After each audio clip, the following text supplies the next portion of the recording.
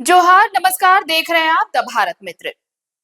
DC rail line, Dhanbad की DC rail line साल 2017 में बंद कर दी गई थी, तकरीबन 2.5 सालों के लिए। वजह क्या थी? वजह ये थी कि इस रेल लाइन के नीचे की जमीन खोखली हो गई थी। और खोखली क्यों हुई थी जमीन? माइनिंग की वजह से।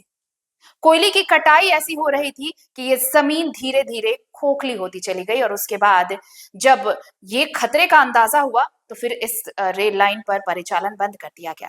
2.5 सालों तक खूब आंदोलन चला, उसके बाद जाकर इसे शुरू कराया जा सका वापस। बहुत सारी प्रक्रियाएं, बहुत सारे प्रोसेस हुए और उसके बाद इस रेल लाइन पर परिचालन दोबारा शुरू हुआ।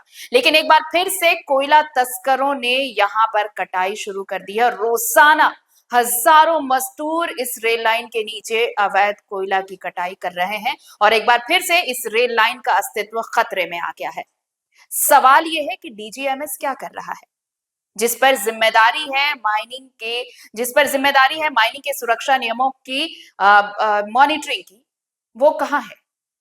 और बहुत ज्यादा दूर नहीं है दफ्तर। अगर वो चाहे तो अधिकारी चाहे जब चाहे आकर इसकी मॉनिटरिंग कर सकते हैं, या फिर हो सकता है कि सब कुछ जानने के बावजूद भी अधिकारी चुप्पी साधे बैठे हों, अपनी आंखें मूंदे बैठे हों। लेकिन अगर इस बार जल्द ही इस पर कोई एक्शन नहीं लिया गया तो धनबाद की नहीं, देश की ये लाइन लाइफ लाइन कही जाती है, ये खत्म हो जाएगी और कोई भी बड़ा हादसा किसी वक्त भी हो सकता है। इसलिए आपको ये रिपोर्ट जरूर देखनी चाहिए। देखिए धनबाद से सितुन मोदक की ये खास रिपोर्ट।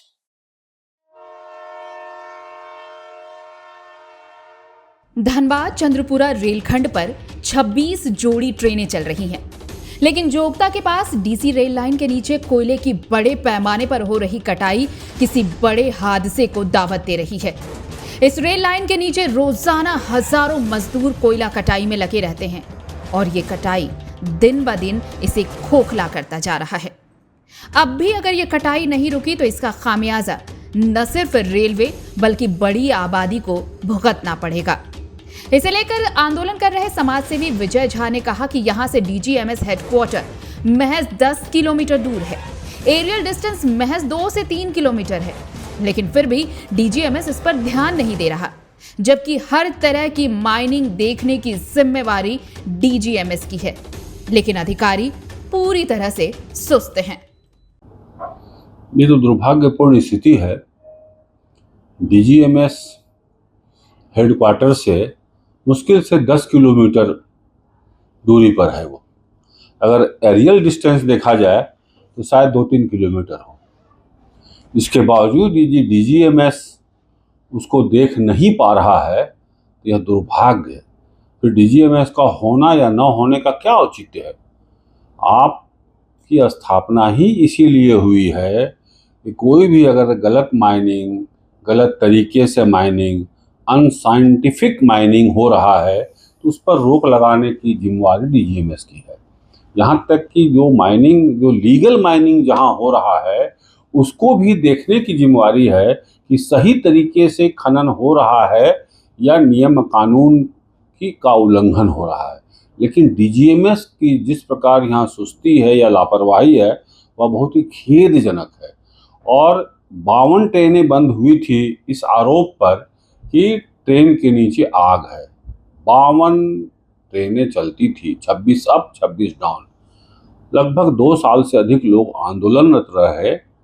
लगातार आंदोलन चलते रहने का यह परिणाम हुआ कि ट्रेन सेवा पुनः चालू हुई। 2019 फरवरी 15 फरवरी को चालू हुई और फिर ये स्थिति पैदा हो रही है कि ये उस लाइन पर यदि संकट मंडरा रहा है तो कभी भी घोषणा हो सकती है ट्रेन बंद होने की, जबकि उस ट्रेन से, रूट से 1 करोड़ से अधिक यात्री प्रतिवर्ष सफर करते हैं। 1 करोड़ 14 लाख, ये आंकड़ा रेलवे का आंकड़ा है।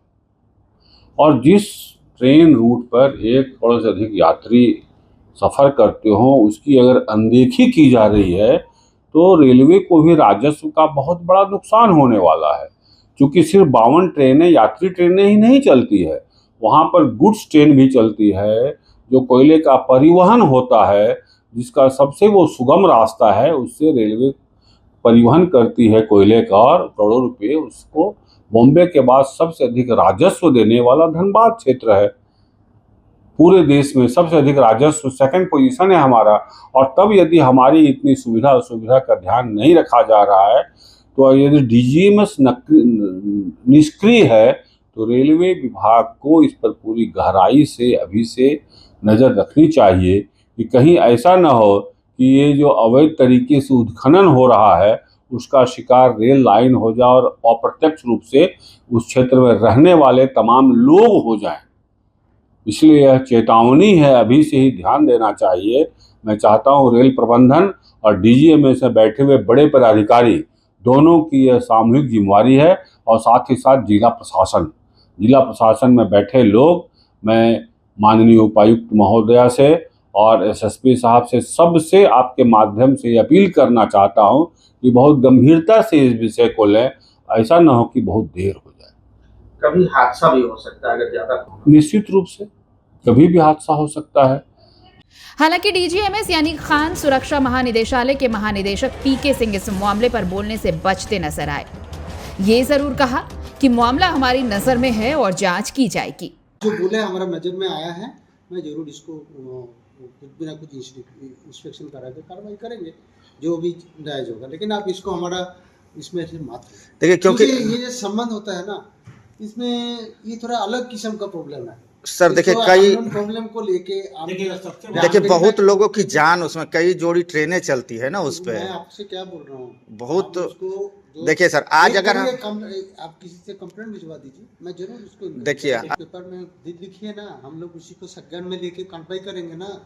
पेपर में ये जो मुद्दा जो हमारा साथ डिस्कशन करके कुछ फायदा नहीं है, पेपर में सगन में लाइए, हम लोग उसको करके जांच करा लेते हैं। अच्छा एक चीज़ आप बताइए सर, जिस तरह से पहलगाम में घटना घटी, अगर किसी को कोई जानकारी है, कोई आशंका है, तो उस बात को अगर बोलता है तो इतने लोगों की जान तो नहीं जाती ना। ये तो समझने की बात है। मैं तो आपका बातचीत पूरा सहमत किया है ना जी। आप हमारा जो शक्कन में लाए हैं, हम उनको दिखाएंगे और आप पेपर में छाप दीजिए ना। वो लोग तो ऑटोमेटिकली जान शक्कन में लेके हम लोग कार्रवाई करेंगे, जो भी है हमारा दायरे में जो आएगा।